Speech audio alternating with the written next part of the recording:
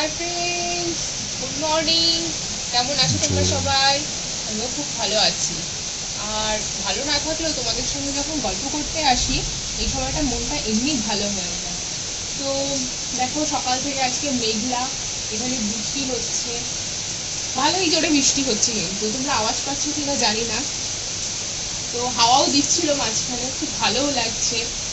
তো সকাল সকাল আমি এসে এখানে একটু বারান্দায় বসলাম। আজকে তেমন কোনো কাজ ছিল না, সকালের যে এক্সারসাইজ থাকে বা গাছগুলোকে স্নান করানো, সেগুলো আজকে কিছুই হয়নি, কারণ এই বৃষ্টির জন্য। সকালে অবশ্য এত জোরে হচ্ছিল না, একটু আস্তে আস্তে হচ্ছিল। তো চাটা খেয়ে এসে এখন একটু বসলাম। তো ভাবছি তোমাদের সঙ্গে একটু গল্প করে নিই। আর আজকে আমি শুধু তোমাদের সঙ্গে গল্প করবো না, আজকে তোমাদের সঙ্গে আমি কিছু টিপস শেয়ার করবো। আর আমি আশা করছি টিপসগুলো তোমাদের ভালোও লাগবে। তো তোমাদের ভালো লাগে তাহলে ভিডিওটা প্রথম থেকে শেষ অবধি পুরোটা দেখবে, একটু স্কিপ না করে। আর দেখে যদি সত্যি তোমাদের ভালো লাগে তাহলে কী করতে হবে তোমরা নিশ্চয়ই জানো, তাও আমি তোমাদের একটু মনে করিয়ে দিই। অবশ্যই এইটা করবে, জানো তো কি, এটা লাইক, যেটা আমাকে খুব মোটিভেট করে।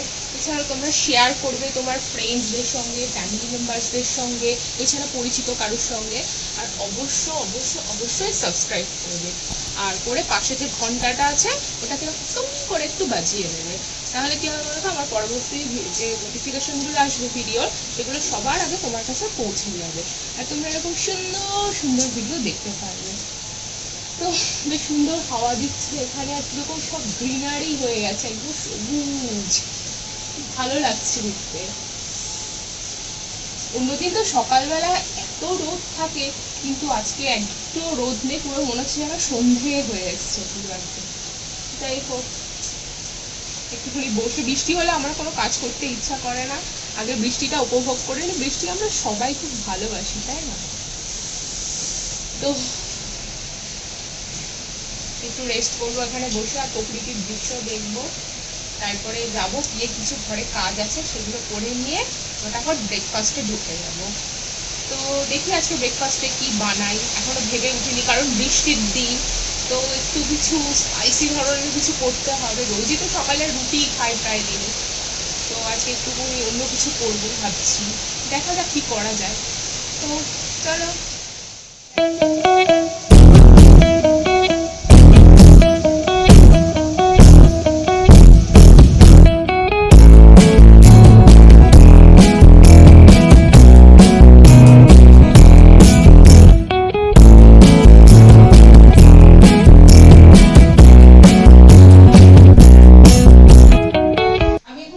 ব্রেকফাস্ট, আর ব্রেকফাস্টে আজকে আমাদের হবে fried noodles, spicy fried noodles.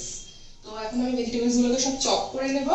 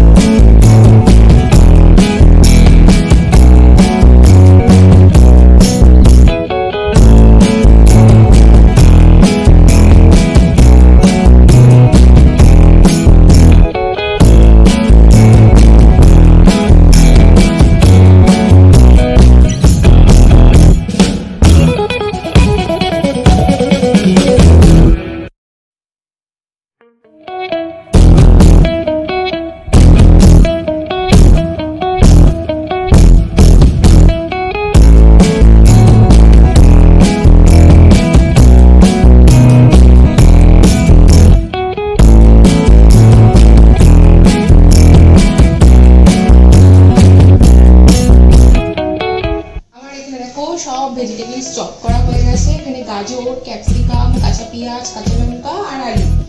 আর এখানে আমি নুডলসটাকে বয়েল করে নিয়েছি পুরো, আর একটা ডিমকে আমি ফেটিয়ে নিয়েছি এখানে ভালো করে।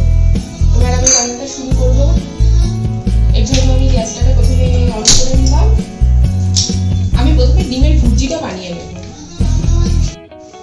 আমি কড়াইতে তেল দিয়ে দিয়েছি। প্রথমে আমি ডিমের ভুর্জিটা বানাবো, আমি সেই পরিমাণ তেল দিয়েছি। এখন আমি একটু অপেক্ষা করবো যতক্ষণ না তেলটা গরম হয়, তাহলে ভুর্জি ঠিকঠাক হবে না, সেই জন্য। আর এখানে আমি যে ভেজিটেবলস গুলো নিয়েছি, এখানে শীতকালের অনেক ভেজিটেবলস দেওয়া যায়, যেমন বাঁধাকপি, ফুলকপি, এগুলো চাইলে তোমরা দিতে পারো, মটরশুঁটি এগুলোও দেওয়া যায়, কিন্তু আমি দিইনি। আজকে আমি কটা দিয়েই করবো, যত ওরা হেলদি ভাবে করা যায় নুডলস। তেল গরম হয়ে গেছে, এর মধ্যে আমি ডিমের গোলাটা দিয়ে দিলাম। আমি ভুর্জিটা বানিয়ে দেবো এবার।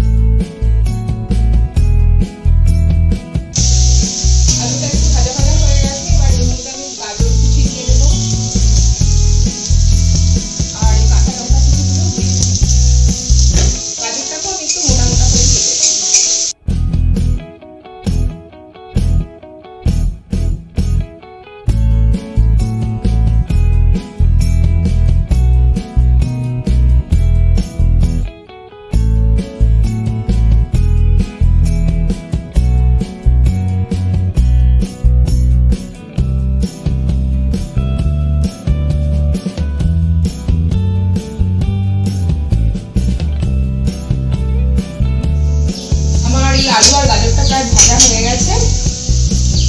এর মধ্যে আমি 1 টিস্পুন মতো জিঞ্জার গার্লিক পেস্ট দিয়ে দেবো। এটা রেডিমেড জিঞ্জার গার্লিক পেস্ট। আর এটা আমার এই স্ন্যাক্স আইটেমগুলো সকালের ব্রেকফাস্টে এগুলো ভালো লাগে। আমি তরকারিতে খুব একটা ইউজ করি না এটা, কিন্তু এই নুডলসগুলোতে দিতে বা কোনো পকোড়াতে দিতে এগুলো আমার বেশ ভালোই লাগে, টেস্টটা ভালোই লাগছে। তোমরা ঘরে জিঞ্জার গার্লিক পেস্ট বানিয়ে নিতে পারো, বা শুধু একটু গার্লিক দিলেও হয়।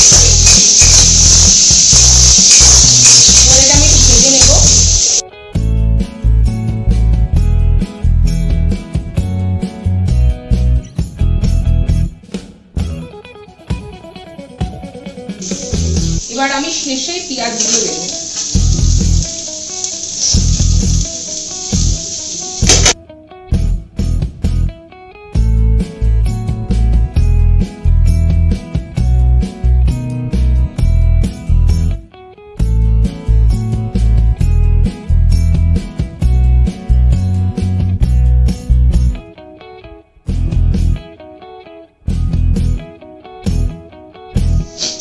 আমার এই ভাজাগুলো সব কমপ্লিট, মানে পেঁয়াজ, জিঞ্জার গার্লিক পেস্ট সব হয়ে গেছে। এবার শেষে আমি ক্যাপসিকাম দেবো, কারণ ক্যাপসিকামটা প্রথম থেকে ভাজতে থাকলে এটা নরম হয়ে যায়।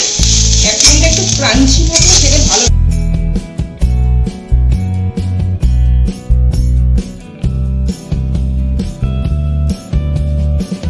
আমার ভেজিটেবলস ভাজা সব কমপ্লিট। এবার আমি দিয়ে দেবো এর মধ্যে নুডলসটা। আমি এগুলোর সঙ্গে ভালো করে মিশিয়ে নেবো।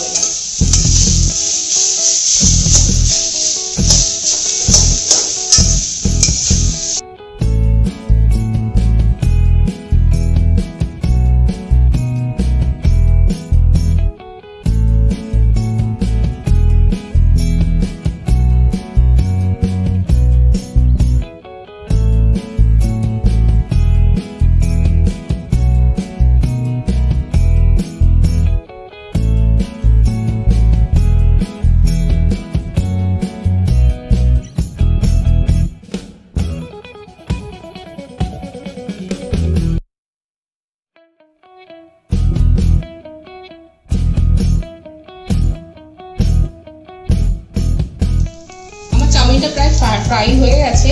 এর মধ্যে আমি ইনস্ট্যান্ট নুডলস মশলাটা দিয়ে দেবো অল্প করে, আর দেবো অল্প গোলমরিচের গুঁড়ো। আর এই ডিমের ভুজিটা আমি এর মধ্যে দিয়ে দেবো শেষে। এবার মিলিয়ে নিলেই হয়ে যাবে।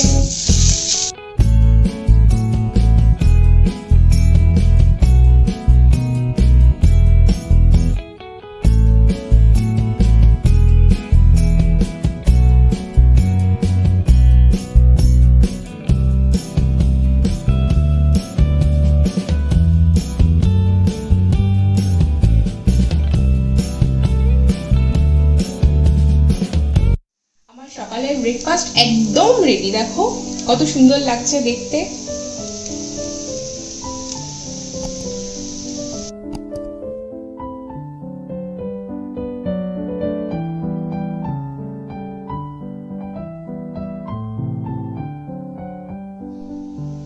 এখন বাজে 10:40। আজকে একটু ব্রেকফাস্টে আমার দেরি হয়ে গেছে, অন্যদিন আমাদের 10টার মধ্যেই হয়ে যায়। তো এই যে আমি নুডলস নিয়েছি, আমার ফ্রাইড নুডলস, আর হাতে একটা বয়েলড এগ নিয়েছি। বয়েলড এগটা আমি একটু পছন্দ করি বলে খাই এর সঙ্গে, যদিও এর মধ্যে ডিমের ভুজি আছে। আর আমি আমার ব্রেকফাস্ট খেতে খেতে পেপারটাও পড়ে নেবো একটুখানি, কারণ এরপরে আর হয়তো পড়া হবে না। পুরো পেপারটা পড়া হয় না, যতটুকু পারি পড়ি, তারপরে দুপুরে খাওয়ার পরে আবার পড়বো। তো চলো খাই।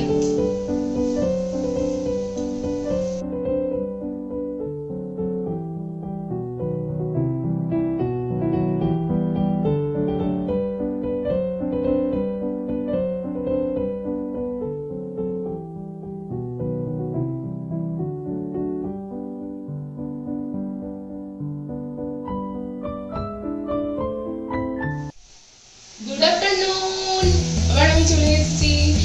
এর মাঝখানে একটুখানি খেয়ে ঘুমিয়ে নিয়েছিলাম। বাইরে দেখো এখনো বৃষ্টি হয়েই চলেছে, আর এরকম মানে একটা মেঘলা এরকম বৃষ্টির পরিবেশে আমার তো শুধু ঘুমোতেই ইচ্ছে করে। জানি না তোমাদের কি মনে হয়, আমার বৃষ্টি হলে না শুধু খাওয়া দাওয়া কিচ্ছু লাগে না, মনে হয় শুধু ঘুমিয়ে পড়ি। শুধু ঘুমোলে তো হবে না, কিছু কাজ আছে। আর তোমাদেরকে সকালবেলায় বলেছিলাম যে আমি তোমাদের সঙ্গে কিছু টিপস শেয়ার করবো, তো এখন হচ্ছে সেই টিপস টাইম।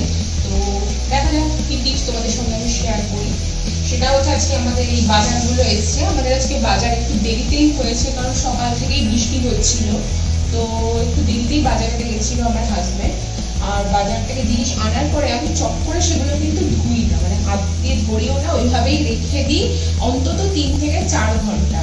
তারপরে সেগুলোকে আমি ক্লিন করে তারপরে শুকিয়ে তারপরে ফ্রিজে তুলি। তো আজকে যেহেতু দেরিতে বাজারে এসছে, তো সেই জন্য আমি আর টাইম পাইনি। মাঝখানে খান টান খাওয়া দাওয়া সব করে একটু ছোট্ট করে ঘুমিয়ে নিয়েছি। এখন আমি এগুলোকে ক্লিন করবো, তো সেটাই তোমাদের সঙ্গে আমি শেয়ার করবো যে আমি কিভাবে ক্লিন করছি আমার সবজিগুলোকে। তো দেখো আমি এখানে এরকম একটা বড় পাত্র নিয়ে নিয়েছি, আর এর মধ্যে আমি ফ্রুটস অ্যান্ড ভেজিটেবল ওয়াশ আছে, এইটা দিয়ে দেবো। এখানে মোটামুটি 2 লিটার জল আছে। আমি একটু চোখের আন্দাজে এখানে অল্প করে এই ফ্রুটস অ্যান্ড ভেজিটেবল ওয়াশটা দেব, দিয়ে আমি আলতো করে এটাকে এরকম মিলিয়ে নেব জলের সঙ্গে। দেখা যাক কি কি সবজি এনেছে এর মধ্যে।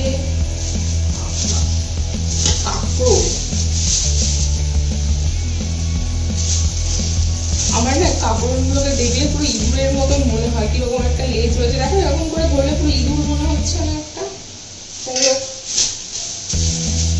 আজকে বেশি কিছু সবজি পাইনি, পাবে কি করে? সকাল থেকে এরকম বৃষ্টি হয়ে চলেছে, সবজি কি করে পাবে? আর বৃষ্টিতে ভেজা সবজি না বেশি দিন থাকতেও চায় না। যাই হোক,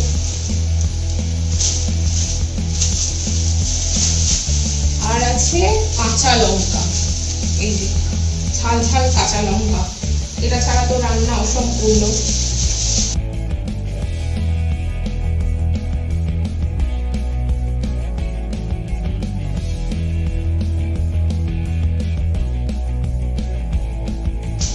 আর আছে ফ্রুটস, ফ্রুটস ছাড়া আমার চলে না, রেগুলার ফ্রুটস লাগবে।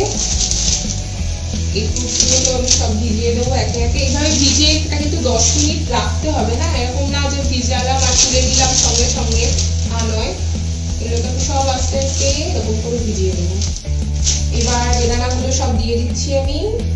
বেদানা বেদানা বড়ই বেদনা দেয়। এইভাবে এই ফ্রুটস অ্যান্ড ভেজিটেবলস এর মধ্যে যদি 10 মিনিট ডুবিয়ে রাখা যায়, এটা যতই করোনা ভাইরাস থাকুক না কেন সব পালিয়ে যাবে, কিন্তু থাকবে না। করোনা ভাইরাস কেন, যে কোনো ভাইরাস ব্যাকটেরিয়া যাই হোক, এরকম ভাবে এই ফ্রুটস অ্যান্ড ভেজিটেবল ওয়াশটি ধুয়ে দিলে কিচ্ছু বাঁচবে না। এইভাবেই আমি কিন্তু এই সবজিগুলোকে স্যানিটাইজ করি বাইরে চলে আসি। আমি দেখতে পাচ্ছি একটা ঘটনা বলি তোমাদেরকে। আমাদের পাশের বাড়িতে একটা কাকিমা আছে, উনি বাজার থেকে নাকি সবজি এনে ডিটারজেন্ট দিয়ে মানে সার্ফ দিয়ে ওগুলোকে ক্লিন করেন। আমি তো শুনে অবাক, ডিটারজেন্ট দিয়ে? আমার তো শুনে মাথা খারাপ হয়ে গেছে। তোমাদেরকেও বলছি, সবজি কিন্তু কখনোই ওরকম ডেটল, স্যাভলন, তারপরে সার্ফ যেগুলো পাচ্ছ তোমরা, ওগুলো দিয়ে কখনোই ক্লিন করবে না। ওগুলো জামা কাপড় পরিষ্কার করার জন্য বা এমনি ঘর দোর এসব পরিষ্কার করার জন্য, এইসব খাওয়ার জিনিসের জন্য না কিন্তু। কারণ ওর মধ্যে এমন কিছু কেমিক্যাল থাকে যে তুমি সবজি ধুয়ে যদি ডোলে ডোলে করে মানে ছাল চামড়া তুলে দাও, তাও কিন্তু ওর মধ্যে কিছু খারাপ কেমিক্যাল থেকে যাবে, পেটে যাবে, আর পেট খারাপ, বুঝতেই পারছো। তারপরে কিন্তু আর মানে টয়লেট থেকে বেরোতে পারবে না, ওর মধ্যেই থাকতে হবে। তো সুতরাং এটা কিন্তু ভুল করেও করবে না, সবজি এরকম ভাবেই ক্লিন করবে। আচ্ছা, এবার যদি তোমাদের কাছে ফ্রুট ভেজিটেবল ওয়াশ না থাকে, তোমাদের জন্য আমি একটা ঘরোয়া টিপস দিয়ে দিচ্ছি, মানে হোম রেমেডি বলে।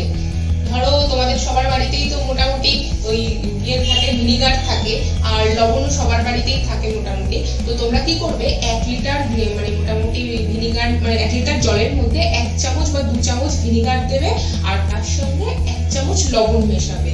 মিশিয়ে এরকম ভাবে ফ্রুটস অ্যান্ড ভেজিটেবলস গুলোকে মোটামুটি 1 ঘন্টা মতো ভিজিয়ে রেখে দেবে, তাহলেও কিন্তু একই রেজাল্ট হবে। এবার যদি বলো আমাদের বাড়িতে ভিনিগার নেই, তাহলে কিন্তু আমি সমস্যার সমাধান করতে পারবো না, তো তাতেও কিন্তু একই রেজাল্ট পাবে। আচ্ছা, একটা সতর্কবাণী, হ্যাঁ সতর্কবাণী, সেটা হচ্ছে এই বাজার থেকে সবজি বা ফল আনতে গিয়ে যদি সেটা ভেঙে যায়, বা ধরো ফাটা কোনো সবজি বা কাটা ফল, এগুলো কিন্তু এই ঘরোয়া রেমেডি হোক বা এই ফ্রুট ভেজিটেবল ওয়াশ দিয়েই হোক, কোনোটাতেই কিন্তু দেবে না তোমরা, ঠিক আছে? খাওয়ার জিনিস বুঝতেই পারছো, ওটা জিনিসটাই একমাত্র দেবে। তো আমার এই পপ আপ করতে করতে মোটামুটি 10 মিনিট হয়ে গেছে, এবার এগুলোকে আমার ক্লিন করার টাইম এসে গেছে। তো এদেরকে আমি এবার ক্লিন করে নিই ফটাফট, তোমরাও দেখে নাও ঝটাফট যে কি করে আমি ক্লিন করছি। কিন্তু রানিং ওয়াটারে এইভাবে ভালো করে ডলে ডলে ধুয়ে নিলেই হয়ে যাবে এটা।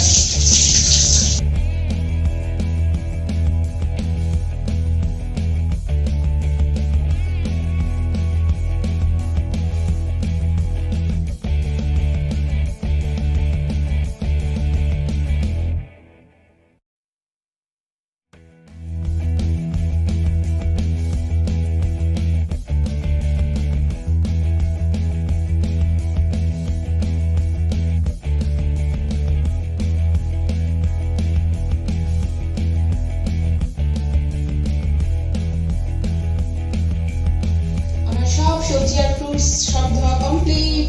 এবার এগুলোকে আমি ভালো করে মুছে নেবো, মানে পাখার হাওয়ায় নিচে রেখে একটা সুতির কাপড়ের উপর রেখে এগুলোকে ড্রাই করে নেব, নিয়ে তারপর পলিথিনের মধ্যে ভরে ফ্রিজের মধ্যে তুলে দেবো।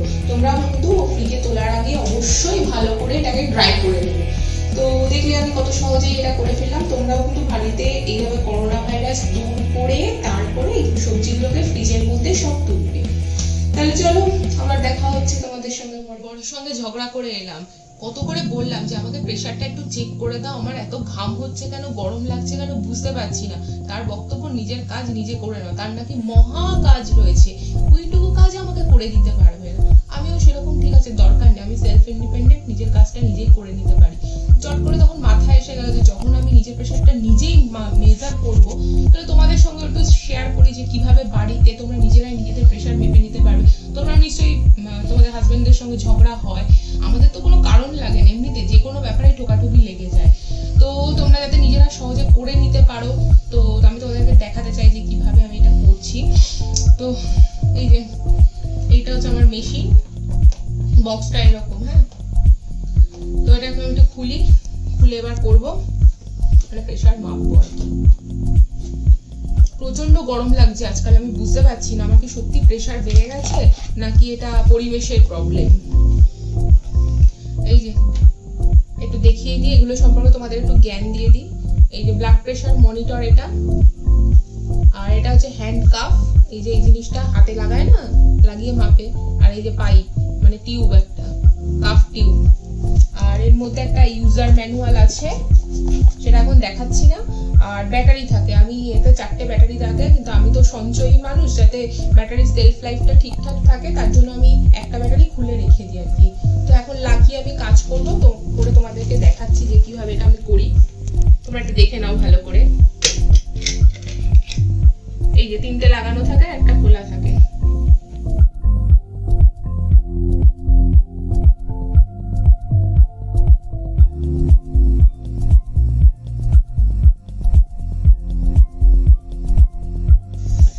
আমি আজকে নিজেই করবো, নিজেই।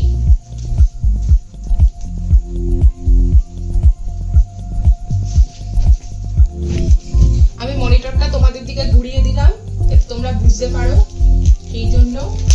এই যে এটা লাগানোর জন্য ওই পাশে একটা জায়গা আছে, সিম্পল, একদম সিম্পল, এখানে লাগিয়ে দিলাম। এবার এই হ্যান্ডকাফটাকে আমি আমার হাতে ঢুকিয়ে নেব। এই যে পাইপের দিকটা আছে না, এই হাতে এইভাবে যাবে।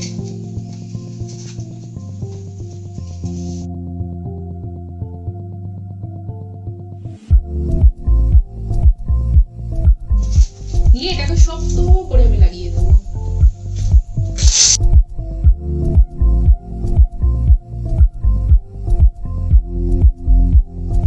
আমার এটা লাগানো কমপ্লিট হয়ে গেছে, এবার আমি স্টার্ট করছি। দেখো, স্টার্ট করার সাথে সাথেই প্রেসার শুরু হয়ে গেছে। আর প্রেসার এই মাপার সময় কিন্তু কথা বলা যায় না, কিন্তু আমি তবু বকবক করছি তোমাদেরকে দেখাবো বলে। আমার অটোমেটিক্যালি হাই প্রেসার আসবে, আমি আগের থেকেই ভবিষ্যৎবাণী করে বলে দিচ্ছি, যেহেতু আমি কথা বলছিলাম। এই যে হার্টের এটা মার্কটা আসছে, এটা একটা আসছে মানে আমার হার্ট ঠিকঠাক আছে। যদি এখানে 3টে হার্টের মানে সিম্বল আসতো, তার মানে হার্টে প্রবলেম রয়েছে। তো যাই হোক, আমার এখানে অটোমেটিক্যালি 122/81 দেখাচ্ছে, তাহলে বুঝতেই পারছো এটা আমার হাই প্রেসার দেখাচ্ছে। আর এই 122 যেটা আছে এটা সিস্টোলিক চাপ, 81 হচ্ছে ডায়াস্টোলিক। আর বাপরে বাপ, পালস রেট 106। আমাকে তো ইমিডিয়েট ডাক্তারের কাছে যেতে হবে। না, আমি মজা করছিলাম, আসলে ওর সাথে কথা বলছি তো, তাই জন্য। নর্মালি আমার এত থাকে না পালস রেটটা। আর এখানে যে কাঁটাটা আছে তোমরা দেখতে পাচ্ছ কিনা জানি না, 2টো কাঁটা রয়েছে, যেটা এটা এখানে নর্মাল রেঞ্জ দেখাচ্ছে। যদি ইয়েলোতে যায় তাহলে একটু সামান্য অ্যাবনর্মাল, আর যদি লালে চলে যায় তার মানে পুরোপুরি অ্যাবনর্মাল। তো এই এটা ব্যাপার। আর এটা স্টপ করে দিলে এই স্টপ হয়ে গেল, খুব ইজি একটা বিষয় হয়ে গেছে। আচ্ছা, এই যে প্রেসার মাপার যন্ত্রটা, এটা বিভিন্ন ব্র্যান্ডের আছে, যেমন এটা আমি যেটা পারচেস করেছি এটা ডক্টর মোরপেনের, এছাড়া ডক্টর ট্রাস্টের আছে, আর অ্যাকুশিওরের আছে। তোমরা অনলাইনে কেনার সময় একটুখানি এটা দেখে নেবে, চেক করে নেবে। আর প্রাইস মোটামুটি 1500 থেকে 2500-র মধ্যে আছে, তো তোমরা একটু চেক করে দেখে নিয়ে পারচেস করবে, ঠিক আছে? তো তোমাদের বাড়িতে যদি শ্বশুর শাশুড়ি বয়স্ক লোকজন থাকে, তাহলে তোমরা অনায়াসেই এটা দিয়ে কিন্তু ঘরে প্রেসার মেপে নিতে পারবে। তো আশা করছি আমার ভিডিওটা তোমাদের ভালো লেগেছে। আবার তোমাদের সঙ্গে আমার নতুন